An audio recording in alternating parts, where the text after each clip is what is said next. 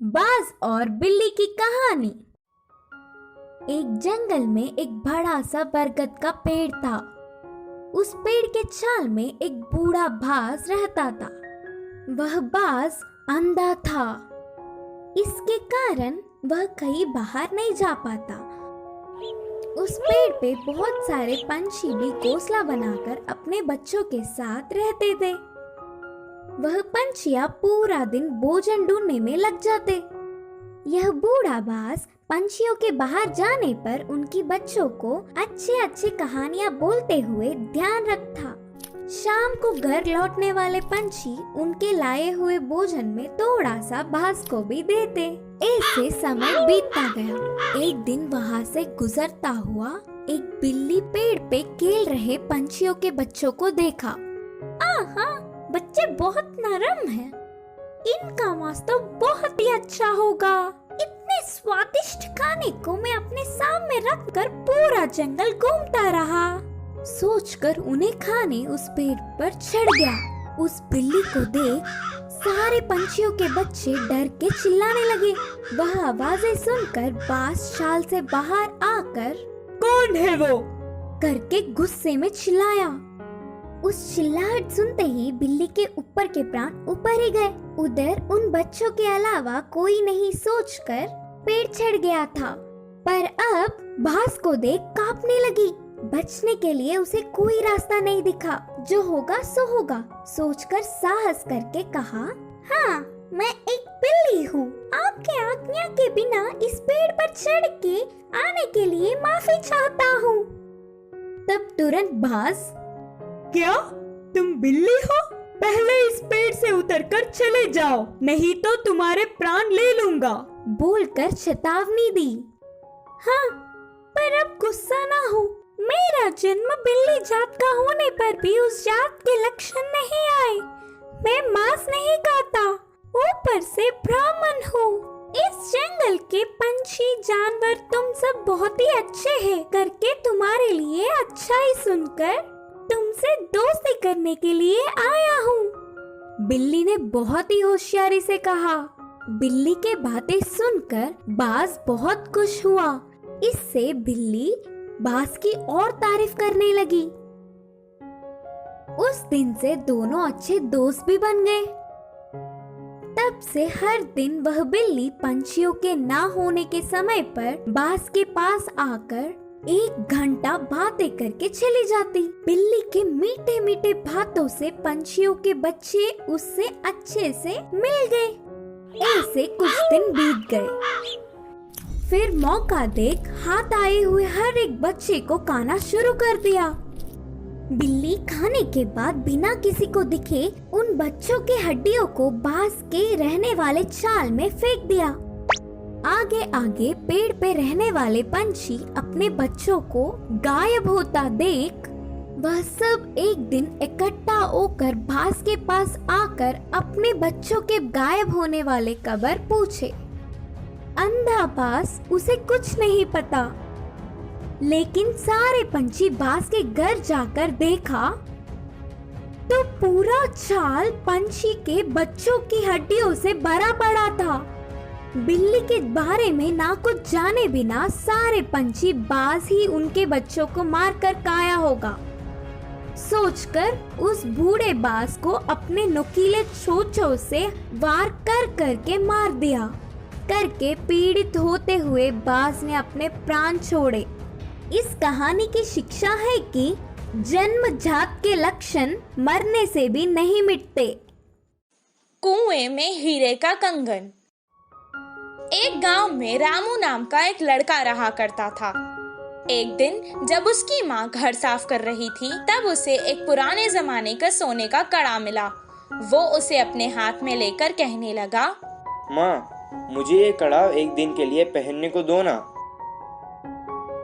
बेटे की इस ख्वाहिश को देखकर माँ ने कहा, ठीक है बेटा, पहन लो, लेकिन याद रखना कोई साधारण कड़ा नहीं है ये तो सोने का कड़ा है। आज इसे पहन लो और कल तुम्हारे पिता को बिना बताए हम इसे वापस अलमारी में रख देंगे। जैसे ही इसकी माँ ने कहा वो तुरंत कड़े को पहन के सारा गांव घूमने लगा। रात में भी उसने उस कड़े को खुद से दूर नहीं किया और अपने पास ही रखकर सुकून से सो गया। उस रात उसके गांव में चोर घुस आए और जिसके घर से उन्हें जो कुछ मिलता था, जैसे पैसे, जेवर, सोना, सब उठाकर ले जाते थे। सुबह जब उसके गांव वालों को पता चला कि उनकी सभी मूल्य चीजें चोरी हो चुकी हैं, वो सब शोर मचाने लगे। कितना ढूंढने पर भी चोर का पता नहीं चला। रामू की वजह से उसके पुरखों का सोने का कड़ा चोरी हो चुका था। ये सुनकर उसके पिताजी को बहुत गुस्सा आया और वो डांटने और मारने लगे। कुछ देर बाद उसने कहा, वो कोई खिलौना नहीं था जो तुमने खो दिया, वो मेरे पुरखों की निशानी थी। अब दोबारा मुझे अपनी सूरत नहीं दिखाना, निकल जाओ यहाँ से। बेटे को कड़ा देने के लिए वो अब अपनी पत्नी को भी डांटने लगा। वहीं रामू अपने पिता से मार खाकर बहुत दुखी होकर घर से रोते रोते निकल गया। पास के बगीचे में जाकर एक बड़े पेड़ के नीचे रोता हुआ वो बैठ गया। वहीं पेड़ के नीचे जो चोर ने उसका कड़ा चुराया था, वो चोरी किया हुआ सामान वहां बंटवारा कर रहे थे। वो दोनों चोर जोर जोर से बात कर रहे थे। ये सुनकर रामू को पता चल गया कि वो वही चोर है। वो धीरे से वहां से उठा और कुएं के पास जाकर कुएं में देखकर रोने लगा और कहने लगा कि उसके हीरों का कड़ा कुएं में गिर गया है। उसके रोने की आवाज सुनकर चोर उसके पास आए और रामू से पूछने लगे कि वो क्यों रो रहा है।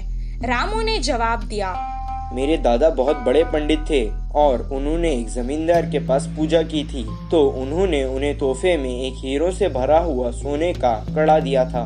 वो कड़ा मैं मेरे घर वालों को बिना बताए पहन कर आ गया था और यहाँ आकर खेल रहा था और अचानक मेरे हाथ से वो कड़ा फिसल कर गिर गया था। जब मैं उस कड़े को हाथ लगाता था तब भी वो मुझे डांटते थे और अगर मैं उन्हें बताऊंगा कि मेरे हाथ से वो कुएं में गिर गया तो वो मुझे मार देंगे। हीरो का कड़ा कुएं में है सुनकर ही वो दोनों लड़ने लगे कि कौन कुएं में जाकर कड़ा लाएगा। दोनों अपने हाथ में रखे सामान को जमीन पर रखकर एक साथ कुएं में कूद गए। जैसे ही रामू ने ये देखा, वो तुरंत पैसे और जेवर लेकर भागकर गांव वापस आ गया। आकर गांव के बड़ों को उन चोरों के बारे में बताया। तब सब गांव वाले कुएं के पास आए और उन दोनों चोरों को पकड़कर मारा और उन्हें बहुत अच्छा सबक सिखाया। सबके जेवर और पैसे उन्हें वापस मिल गए। रामू और उसके परिवार को उनका पुश्तैनी कड़ा वापस भी मिल गया था और रामू की होशियारी की वजह से रामू को खूब शाबाशी भी मिली। इस कहानी से हमें ये शिक्षा मिलती है कि समय पर चतुराई दिखाने से मुश्किल समस्या भी टल सकती है। पछताने वाला मोर। एक जंगल में कौवा पंछी बहुत अच्छे मित्र थे। वे एक दूसरों की मुश्किलों में मदद करते थे। एक दिन कौवा पंछी के रहने वाली जगह पर बचाओ बचाओ मित्र बचाओ बोलते हुए कांपता एक मोर उनके पास भागते हुए आया। क्या हुआ मित्र, कहाँ से भागते आ रहे हो? इतने परेशान क्यों हो? मुझ पर शिकारी की नजर पड़ी, वह मेरे पीछे पड़ता आ रहा है तो बचने के लिए भागता हुआ रास्ता भूलकर तुम्हारे सामने आई। अब तुम्हें ही मुझे बचाना होगा। अच्छा ठीक है यार, पंछी ने कहा। कौवा पंछी ने उस मोर का साथ दिया। फिर से वापस जाने के लिए रास्ता भूलने के कारण कौवा पंछी के साथ वहीं रहते हुए मोर अच्छी मित्र बन गई। उनकी मित्रता कुछ दिन अच्छा था। कौवा पंछी के बीच के मित्रता ना सह पाते हुए मोर जलने लगी। किसी भी तरह कौवा पंछी को अलग करना चाहती थी। एक दिन कौवा भोजन के लिए बाहर जाने के समय पर मोर ने पंछी से कहा, मित्र तुम कौवे से इतना ज्यादा मित्रता बढ़ाकर बहुत ही नजदीक रह रहे हो। क्या तुमने उसकी बदसूरती कभी नहीं देखी? उसे देख सब चिढ़ जाते हैं। तुम्हारा उससे दूर रहने में ही भलाई है। मैं जो कहनी चाहती थी वो कह चुकी, बाकी तुम्हारी मर्जी। वह सुनकर अचानक चौंकने वाला पंछी मोर से कहा, हाँ सच्ची, मैंने इतने दिनों से कौवे के बारे में सोचने की कोशिश भी नहीं की। हट, उससे क्या दोस्ती, उससे क्या मित्रता। तुम्हारे जैसे सुंदर वालों से मित्रता करने से मेरा मूल्य और होदा बढ़ेंगे। उसकी चाल सफल हुई करके मोर खुश हुई। आगे आगे मोर पंछी के व्यवहार में परिवर्तन देख कौवा उन्हें उसे दूर करने की बुरी सोच को समझी। एक दिन, मित्रों, मेरी वजह से तुम्हें तकलीफ हो रहा होगा, इसीलिए इधर के पास में ही एक घोंसला बनाया। मैं वहाँ जाकर रहूंगा। चलता हूँ, करके कौवा उदास होकर कहा।